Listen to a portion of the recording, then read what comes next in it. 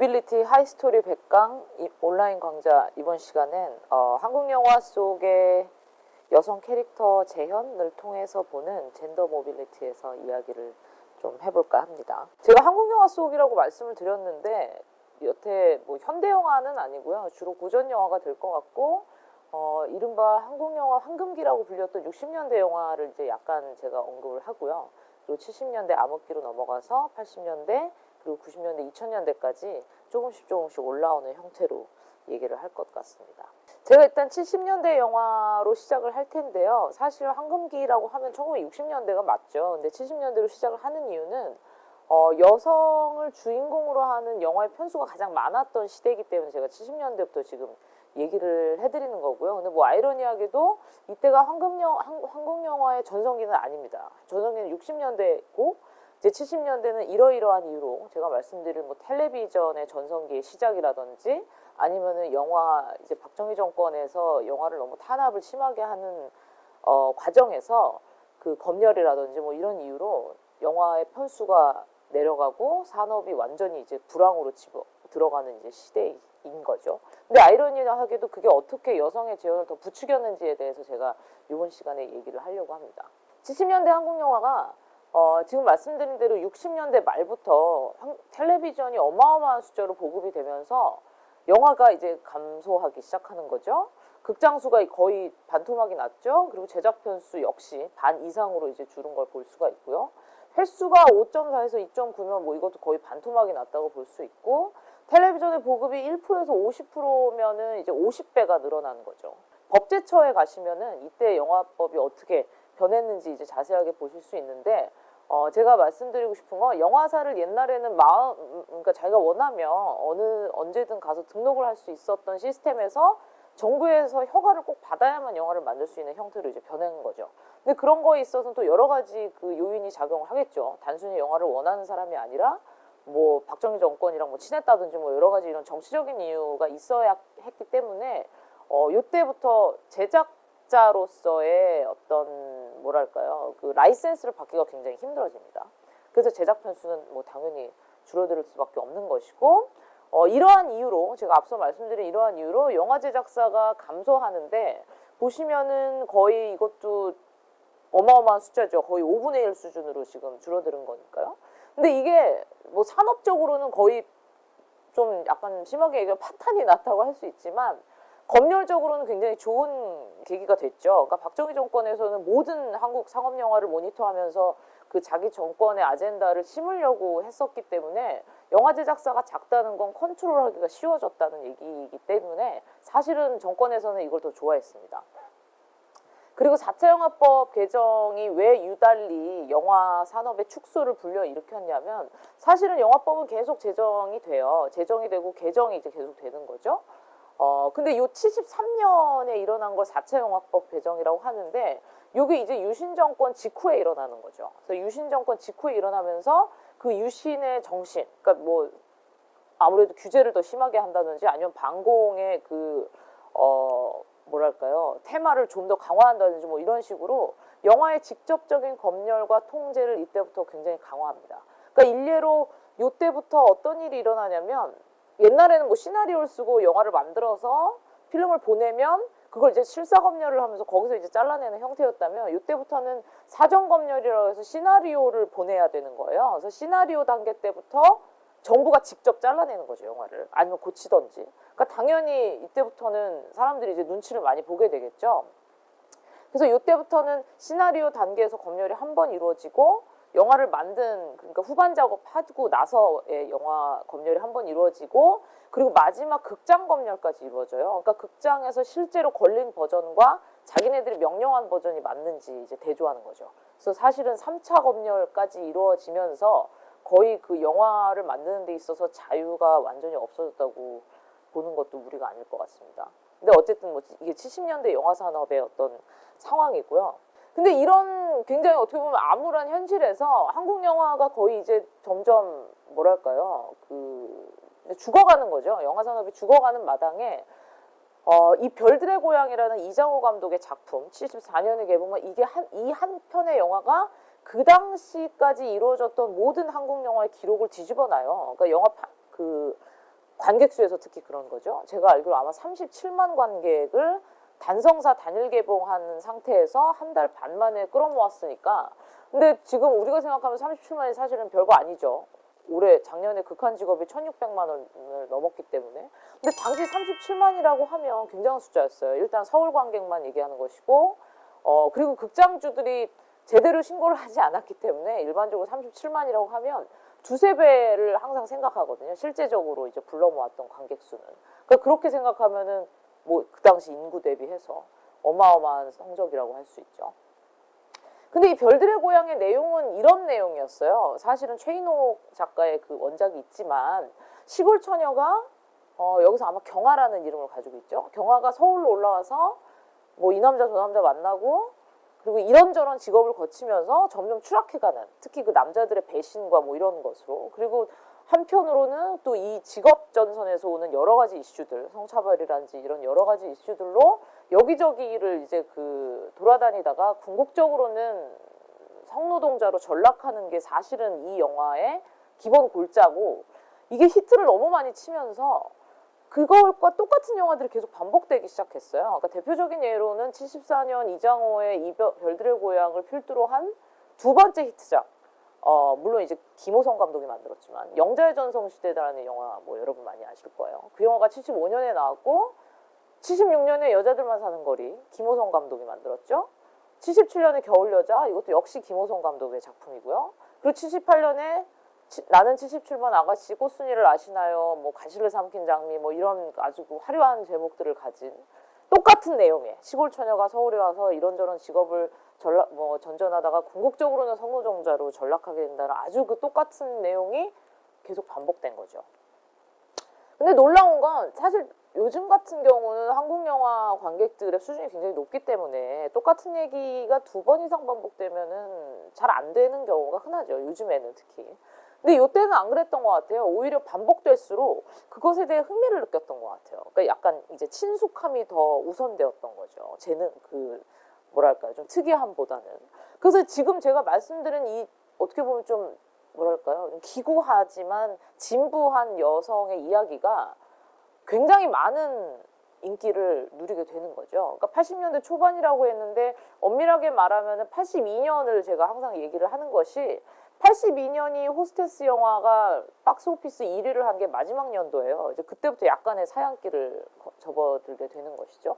그래서 제가 82년까지를 전성기라고 보는데, 그럼에도 불구하고 이 어떻게 보면 좀 B급 영화라고 볼 수 있는 이 영화들이 굉장히 좀 중요하다고 이제 제가 생각을 하는 이유는 뭐 미리 말씀드리면 제가 약간 늦은 감이 있지만 이 호스테스 영화의 호스티스는 당시에 이런 성노동자들을 우회적으로 부르는 그런 단어였습니다. 그러니까 뭐 술집 여자, 작부 뭐 이런 단어들이 있지만 어떻게 보면 당시의 생각에 이게 좀 세련돼 보인다고 생각을 했었던 것 같아요. 근데 이 호스티스 영화가 뜨면서 호스티스라는 직업을 가진 여성들에 대한 어떤 대중의 호기심이 굉장히 커져요. 그 제 생각엔 좀 환상이죠. 어떻게 보면 이 영화들이 만들어낸, 그러니까 술집에 나가는 여성이지만 나름 너무 기고한 운명을 가지고 있고 또 굉장히 여기서는 또 순정파로 나옵니다. 한 남자만 사랑하는. 그러니까 어떻게 보면 굉장히 또 역설적인 거죠. 이 여자들의 직업과. 근데 그런 것들을 부추기는 거죠. 이 영화들이. 사실은 이 여자가 이런 직업을 가지고 있지만 굉장히 순정적이고 한 남자만 사랑하는 그런 지고지순이 있다. 그래서 이제 다 멜로드라마의 형태를 가지고 있는 거고요. 근데 이게 대중들의 마음을 사로잡으면서 이게 영화라는 이 매체 바깥으로 이제 뛰어나가는 거죠. 점점 확장되는 것이고, 그래서 당시에 썬데이 서울의 연재물 중에 이 호스테스를 주제로 하는 연재물도 굉장히 많았어요. 그러니까 지금은 썬데이 서울이 없어졌지만, 없어진 거 맞죠? 최근까지도 그래도 되게 좀 유지를 하고 있었는데, 썬데이 서울의 연재물이라면 일반적으로 숙이에요. 그러니까 이제 수필인 거죠. 연재 소설이나. 근데 그것들의 실제 작가가 술집 여성일 때도 있었고요. 아니면 뭐 그걸 이제 완전히 소설가가 쓰는 그런 경우도 있었죠. 그리고 라디오 희곡은 뭐냐면 당시에는 라디오가 굉장히 유행했어요. 뭐 택시기사들, 뭐 지금도 기사님들 많이 들으시지만 라디오가 아무래도 거의 그 텔레비전, 영화와 함께 국민 매체, 세계 메이저 매체 중에 하나였기 때문에 라디오에서 만들어내는 콘텐츠가 이 당시에는 굉장히 중요했습니다. 근데 그 대표적인 예로 희곡이 있었던 거죠. 그러니까 소설이죠. 그냥 라디오 버전의 연속극이라고 생각을 하시면 되는데 거기서도 이 호스테스를 주제로 한 영화의 고백이라는 영화로 나와 있지만 뭐 그런 것들이 사실은 라디오 희곡으로 시작된 매체 그 내용이라고 할 수 있죠. 그 자전숙이라고 하면 본인이 썼다는 얘기잖아요. 근데 이 당시에 이런 게 이제 너무 유행을 하니까 실제 직업 여성에게 글을 쓰게 만드는 거예요. 그러니까 사실은 뭐 문학적이지 않겠죠. 자기 일기같이 썼겠지만 궁극적으로 그게 자기가 매일매일 거치는 남자들에 대한 얘기나 아니면 손님들의 얘기잖아요. 근데 그걸 어떻게 보면 좀 악용을 했다고도 볼 수 있는 것이죠. 그러니까 여기에 사실 뭐 좋게 얘기하면은 당시 여성들의 어떤 노동 이슈를 볼 수 있다라는 게 사실은 장점이 될 수 있겠지만 저는 그게 이 자전숙의 본질은 아니었다고 봅니다. 사실상에. 그리고 소설은 이미 시작을 했죠. 60년대 말부터 시골에 있었던 그 젊은 사람들, 그러니까 사실은 뭐 시골 처녀뿐만이 아니라 남자 여자 다 어마어마한 그 도시로의 이동이 일어나면서 박정희 때 그 산업화 기간 동안 그거를 이용한 테마로가 만들어낸 소설들이 사실은 이미 유행을 했어요. 60년대 후반부터. 그게 이제 대표적으로 최인호의 별들의 고향이고 조선작의 영자의 전성시대 일테인데 이런 소설들이 어마어마한 성공을 거두면서 그리고 70년대 들어서 한국 영화 산업이 너무 어려워지니까 그러면은 이왕이면은 성공했던 소설을 영화로 만들면 좋겠다라는 아이디어로 사실은 이런 것들의 영화화가 이루어진 것이거든요. 근데 여기까지 보면 뭐 그래 70년대 이런 영화들이 뭐 천편일률적으로 유행을 했구나 뭐 이 정도까지만 생각을 하실 수 있을 것 같은데 이제 제가 앞으로 할 얘기는 그거보다는 이제 조금 더 나아가는 얘기들이고요.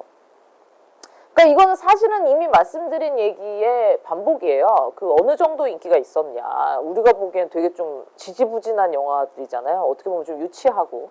근데 이 영화들이 이 정도의 인기를 가졌었던 거죠. 지금 제가 5년 동안의 박스오피스를 가지고 왔는데 뭐 숫자는 실제 숫자와는 약간 차이가 있을 것 같습니다. 데이터베이스가 들어가기 전이기 때문에. 거의 지금 제가 5위까지 해놨는데 호스테스 영화라고 일반적으로 이제 분류되는 영화들은 사실상 3위 안에 다 들어가 있어요. 그리고 보시면 이 숫자의 차이가 이 좀 5위권의 차이와 굉장히 크게 납니다. 그러니까 이 영화들의 인기가 월등히 높았다는 것이죠. 아무리 순위권의 다른 영화들과 비교를 해봐도. 그래서 사실상 이 정도의 트렌드, 그러니까 지금 생각하면은 이게 사실은 다 여성이 주인공인 영화들이거든요. 뭐 별들의 고향, 경아, 아까 말씀드린 그 영자의 전성시대의 영자 뭐 이런 것들이 사실은 여성을 원탑 주인공으로 한 영화가 거의 5년 동안 1위부터 3위를 다 누렸다는 얘기인데 지금은 사실은 상상도 할 수 없는 일이죠. 지금 원탑 여성 주인공이 나온 영화가 한국 영화 박스오피스 1, 2, 3위를 하지는 않으니까요. 아직까지는 뭐 그런 일이 일어나지 않았죠. 그러니까 이때가 거의 마지막이었던 것 같습니다. 그리고 포스터를 보시면 이제 이런 수준인 거죠. 지금 보면 굉장히 유치하지만 그리고 지금 보면 약간 좀 비디오스럽지만 에로 비디오의 분위기가 나잖아요. 근데 사실상 제가 지금 보여드리는 이 영화는 그런 삼류 영화가 아니었다는 거예요. 그러니까 주류 한국 영화를 거의 끌고 나가는 영화들이었다는 거죠. 지금으로 생각하면 뭐 거의 극한 직업급의 영화들이었는데 뭐 어쨌든 모양새는 이렇게 갖추고 있고 사실 여러분들이 이 영화를 다 보지 않았을 거라고 나는 생각을 하는데 보시는 그대로라고 생각하시면 돼요. 여기에 반전은 없어요. 딱 이렇게 보이는 영화의 수준을 그대로 갖고 있습니다. 꽃순이를 아시나요는 꽃순이가 뭐 여기저기 전전하다가 슬프게 떠난다라는 뭐 그런 아까 말씀드린 그런 내용이고 영자의 전성시대도 마찬가지고 이 보여지는 것에 크게 반전이 없는 그런 뭐 어떤 여성 섹슈얼리티를 이용한 심파극이라고 볼 수도 있겠죠. 그리고 아까 제가 그 특성을 미리 말씀을 드렸기 때문에 이거는 좀 빨리 넘어갈게요. 이 영화들의 대부분이 시골 출신의 젊은 여성, 그러니까 서울로 일단은 옮겨가는 거죠. 그러니까 근데 저는 이 부분까지는 그래도 어떻게 보면 좀 이거는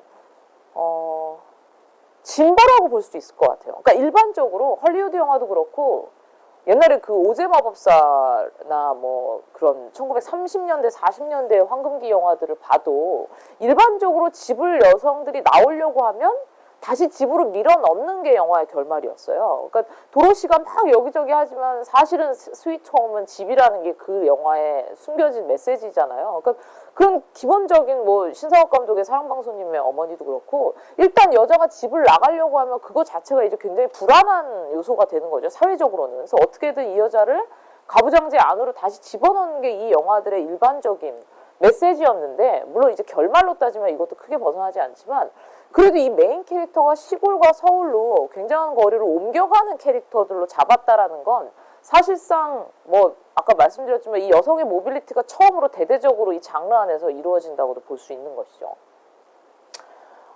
근데 이런 것들이 계속 주인공을 시골 여자로만 하진 않아요. 이게 워낙 또 많이 써먹었기 때문에 후기로 가면서 여대생이 주인공이 되기도 하고 아니면은 뭐 그냥 서울에 있는 직업을 가진 여자 뭐 이 정도로 완전히 그 시골 여자라는 그 캐릭터화는 사실상 초기에 이루어지다가 점점 확장이 됩니다.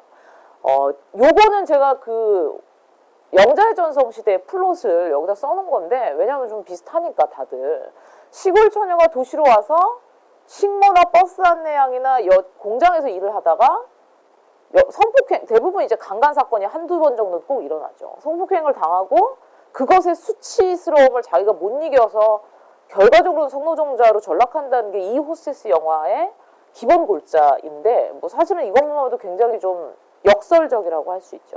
그러니까 기본적으로는 이 여자들에 대한 좀 처연한 시선을 이 영화가 가지고 있는 것 같은데 그래서 사실은 이 영화가 멜로드라마가 되는 거잖아요.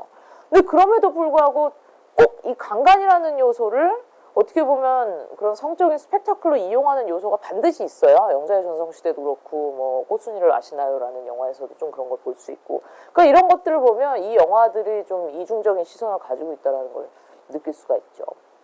근데 궁극적으로는 사실 이 궁극적인 메시지가 제가 생각하기에 이 영화들을 되게 흥미롭게 만드는 지점인 것 같아요.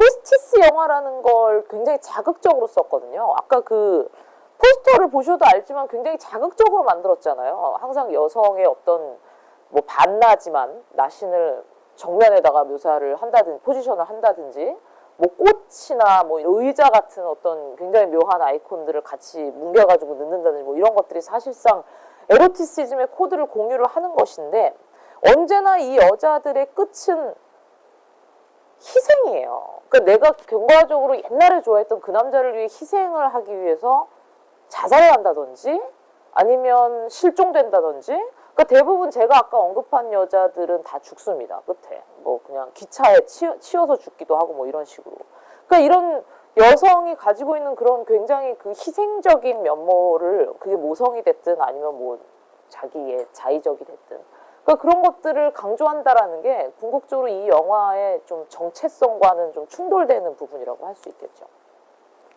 그러니까 이거는 뭐냐면 호스테스 영화 같은 영화들이 다른 나라에도 많았어요. 그러니까 Fallen Woman Films라고 해서 미국에서는 집 나간 여자들 시리즈가 있었죠. 그러니까 그게 이제 추락한 여자들이잖아요. 그러니까 여자들이 집을 나가서 겪는 뭐 여러 가지 그 이야기들. 그러니까 물론 이제 거기서는 또 성적인 그런 얘기들이 많았죠. 그런 장르들이 있지만 궁극적으로 이런 장르를 강조하는 건 여성의 성욕이에요. 이 여자가 너무 그러니까 에마 부인 생각하시면 될 것 같아요. 자나깨나 너무 그 욕망에 휘둘리다가 결과적으로 집을 나간다라는 얘기인데 뭐 돌아오지만 그 서양 영화도 그건 마찬가지입니다. 호스테스의 영화의 특징은 완벽히 여성은 무성욕자로 나온다라는 게 굉장히 흥미로운 지점인 것 같아요. 한 번도 여자가 무언가를 원한다라는 걸 보여준 적이 없거든요. 언제나 이거는 직업의 한 부분으로서 강제적으로 이루어지거나 아니면은 시골에 돈을 보내주기 위해서 뭐 어쩔 수 없이 일로 해야 되는 뭐 그런 것들로 보여지죠. 그리고 영자의 전성시대는 그 중에서 가장 크게 히트했던 영화고 제가 이 중에서 좀 어떻게 보면 주범이죠. 영자의 전성시대가 너무 크게 히트했기 때문에 그 뒤에 나오는 영화들이 다 영자의 전성시대의 전철을 밟는 그리고 이 영자의 전성시대 영화 자체도 속편이 이루어졌어요. 그러니까 사실은 이루어질 수가 없죠. 이미 여기서 영자는 다른 남자랑 결혼을 했는데 창수라는 그 남자 주인공이 아닌 근데도 불구하고 계속 이어져 가는 거죠. 그럼에도 불구하고 지금까지도 영자의 전성시대를 많은 곳에서 여러분들 볼 수 있는 이유는 그러니까 지금도 영상자료원에서 가끔 상영회를 하거나 하는 이유는 영화 자체의 완성도가 굉장히 뛰어난 건 사실이에요. 그러니까 뭐 그런 여성에 대한 재현이 좀 너무 구태의연해서 그렇지, 특히 영상적으로 중간중간 다큐멘터리식으로 핸드헬드로 찍는다든지 뭐 이런 것들, 초반에 오프닝에서 나오죠. 그런 것들은 여태까지 한국 영화에서 한 번도 보여주지 않았던 그런 실험적인 시도죠. 그리고 사실은 요게 거의 끝물인 것 같아요. 그러니까 꽃순이를 하시나요 78년, 그리고 79년에 가시를 삼킨 장미가 나오고 나서 이제 이런 영화는 좀 별로다라는 그 당시 신문의 그 혹평들이 좀 있어요. 그러니까 너무 자기 반복이 심해지는 거 아니냐. 그리고 이제 82년까지 그러니까 속편을 양산해내다가 이제 완전히 멸종을 하는 것인데, 꽃순이를 아시나요는 지금도 너무 그 베일에 쌓여있는 정윤이라는 배우가 주연을 했고요. 이름이 꽃순인 거죠. 거기서도. 그리고 라디오 희곡이 먼저 나온 케이스입니다. 그리고 나서 그걸 이제 영화화한 거고, 후기 호스티스 영화 중 가장 큰 상업적 성공을 했다라는 건 사실은 근데 이게 어떻게 보면은 통틀어서도 가장 큰 성공이라고 할 수가 있는 게, 영자의 전성시대 같은 경우 서울에서 43만을 했지만 그것도 굉장히 큰 성공이지만, 꽃순이 같은 경우는 부산에서만 21명이니까 어떻게 보면은 그 통계로 따지면 사실은 부산에서 더 큰 성공을 얻은 거죠. 소도시니까 서울보다는. 그리고 부산에서 먼저 개봉한 이유는 그때 뭐 굉장히 유행을 했던 소림사 영화 같은 거를 뭘 하는데, 그때는 필름이 와야 되잖아요, 극장에. 근데 필름이 안 와서 일주일 동안 다른 영화로 때워야 되는 거죠. 근데 때울 영화가 없으니까 꽃순이가 2주에 개봉한다는 그걸 일단 부산으로 넘겨라 해서 부산으로 급작스럽게, 그러니까 임시방편으로 일주일만 틀려고 했던 이 영화가 너무 크게 히트하면서 그 소림사 영화를 궁극적으로 안 틀게 됐죠. 그리고 계속 꽃순이로만 상영을 해서 21만을 했던 걸로 알려져 있습니다. 그러니까 사실은 어떻게 보면은 굉장히 큰 성공이죠. 마케팅도 안 한 상태에서 이렇게 입소문이 나서 영화를 보게 된 케이스니까. 근데 제가 꽃순이, 영자, 경화, 장미 이렇게 해놓은 게 뭐냐면, 이 영화들의 주인공 이름들이에요. 아까 영자의 전성시대의 영자와 그 별들의 고향의 경화, 꽃순이, 그리고 가시를 삼킨 장미가 전혀 차이가 없다라는 얘기를 제가 지금 하고 있는 겁니다. 항상 희생하고 희생되거나 궁극적으로 자기의 죄의식으로 사라지는, 아무런 죄가 없음에도 불구하고 무언가 때문에 몸이 더럽혀졌다라는 그런 어떤 그 죄의식으로 사라지는 여성들의 얘기인 거잖아요. 그럼에도 불구하고 이 영화가 왜 성공했는지는 제가 앞에 설명을 드렸던 얘기들을 제외하고 다른 것들만 얘기를 드릴게요. 뭐 원작들이 인기를 끌었다는 얘기는 제가 앞서 했었고요. 근데 저는 이 네 번째 요소가 굉장히 큰 요소였다고 생각해요. 이 호스티스 영화가 나오기 전까지 한국 영화에서 한 번도 섹스신을 뭐랄까요, 좀 이렇게 본격적으로 집어넣은 영화가 없었다는 거죠. 그게 상업적인 요소가 됐든 아니면 영화의 뭐 그런 그 설득력을 위해서든 간에 항상 그냥 뭐 여러분 옛날 고전 영화 생각하시면은 갑자기 달이 뜨거나 물레방아가 돌아가는 그 트랜지션으로 바뀌잖아요. 그러니까 그런 굉장히 고전적인 수법을 쓰다가 서양 영화에 어떻게 보면 모양새를 갖추기 시작한 게 이때였던 것 같아요. 그러니까 이때부터 여성의 성을 본격적으로 상품화하기 시작하는 거죠. 영화라는 매체가. 그러니까 그게 영화 안에서도 이루어졌지만 아까 보신 뭐 포스터라든지 아니면 썬데이 서울로 옮겨가는 거라든지 뭐 이런 것까지 해서 여성의 성상품화가 본격적으로 일어난 시기가 이 1970년대라고 보시면 될 것 같습니다. 제가 오늘까지 지금 하고자 했던 얘기는 뭐 상당 부분 이 논문과 그리고 제가 썼던 2014년에 나온 제 박사 논문에 기초를 한 것인데, 제가 이걸 통해서 하고 싶은 얘기는 이거였어요. 그러니까 궁극적으로 한국 영화사를 연구하시는 분들이 여태까지 1970년대 영화를 기피하는 현상이 굉장히 컸습니다. 그리고 제가 지금 보여드린 그런 이유들이에요. 그러니까 영화들의 완성도가 전반적으로 너무 떨어진다는 것, 그리고 너무 성적인 묘사로 치우쳐져 있다라는 것, 그리고 아무래도 유신 때 나왔던 영화이기 때문에 정치적으로 이제 그 트라우마가 좀 있죠. 그래서 70년대 영화의 연구가 전반적으로 좀 그러니까 뒤처져 있어요. 편수를 보시면 훨씬 작고요. 그러니까 요즘에 좀 시작되고 있는 것 같긴 한데, 근데 그럼에도 불구하고 저는 60년대나 그 이후 80년대, 90년대보다 70년대 이 하나의 장르가 굉장히 중요하다고 생각이 됐던 이유는 뭐냐면, 아까도 말씀드렸다시피 여성을 본격적으로 주인공으로 해서 여성의 이야기, 물론 이제 그게 굉장히 편중된 이야기이고 주제이긴 하죠. 완전한 여자의 이야기가 아니라 여자를 거쳐가는 남성들의 얘기잖아요. 근데 그럼에도 불구하고 어떤 여성을 토대로 해서 여성을 테마로 한 그 하나의 그 영화가 거의 10년 동안 영화 산업을 지배했던 처음이자 마지막 시대라고 저는 생각이 들고요. 그리고 그 당시 처음으로 어떻게 하면 여자를 주인공으로 줄거리를 만들어내고 어떻게 하면 이 여자의 성을 상품화할 것인지, 물론 이제 그거는 좀 어떻게 보면 그 당시에 그 단점이라고 할 수 있지만, 근데 이런 그 어떻게 보면 좀 뭐랄까요, 좀 예민한 접근들이 처음으로 이루어진 시대가 아닌가라는 생각이 들어요. 그러니까 물론 그것들이 지금 우리의 작금의 눈으로 보면 만족스럽지 않죠. 너무 특히 이런 젠더 분석적인 면에서는 더 그러나, 그럼에도 불구하고 이 당시에 감독뿐만이 아니라 모든 그 영화 스텝이 남자였던 것을 고려한다면, 제작자 이하가 사실은 다 그렇죠. 그런 것들을 보면 이거는 분명한 한계가 있었을 것이라는 하나의 생각을 할 수가 있고요. 그러니까 요즘에는 뭐 여성 작가들이 워낙 많이 나오니까 사실은 작품의 어떤 그 이슈들도 다양해지고 하지만, 그 안에서 남성적인 시선에서 보여주는 여자는 어떤 것이었나, 더군다나 70년대의 삶을 관통하는 그런 것들을 볼 수 있는 굉장한 그 사료라는 생각이 저는 이제 들어서 이 영화를 주제를 가지고 얘기를 하고 싶었고요. 또 하나 호스티스 영화의 성공을 통해서 말씀드리고 싶었던 건 처음으로 젊은 층으로 옮겨왔어요. 그러니까 그 당시에 주 영화 관객층은 40대 이후 아줌마들이었거든요. 그래서 그때 고무신 관객이라는 속어가 있었죠. 근데 처음으로 40, 50대 아줌마들이 아니라 이제는 10대부터 30대까지 완전한 젊은 층, 그리고 특히 20대 대학생들이 영화의 주 관객층이 됐고, 처음으로 방화라고 자기네들이 맨날 좀 무시하던 한국 영화의 소비층으로 바뀌는 거죠. 근데 이런 그 관객층의 변화 역시 호스테스 영화를 통해서 얘기해 볼 수 있는 좀 중요한 그 지점이라는 생각이 듭니다. 그리고 모빌리티에 관해서는 캐릭터를 통해서, 그러니까 특히 여성이 일을 하거나 아니면 자기의 커리어를 바꿔보고자 처음으로 도시로 옮겨오는 그 과정들, 그런 것들을 굉장히 흥미롭게 보여주는 지점들이 분명 이 호스테스 영화 안에서 찾아볼 수 있다는 생각이 들기도 합니다. 이번 강의는 여기까지 하는 것으로 하고 제가 마무리를 하겠습니다. 감사합니다.